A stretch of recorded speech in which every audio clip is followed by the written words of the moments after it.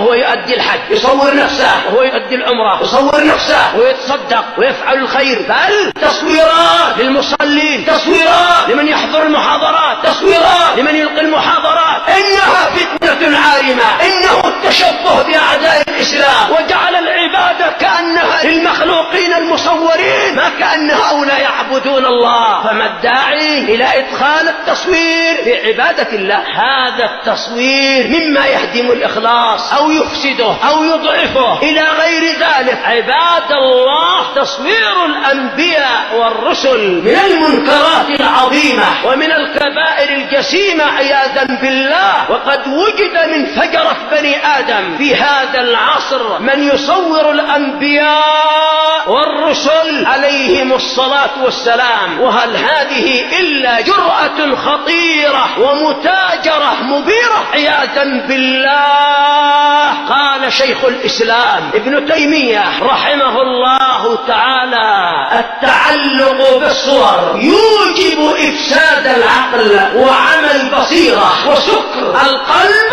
بل جنونه، وسكر القلب بل جنونه، وسكر القلب بل جنونه.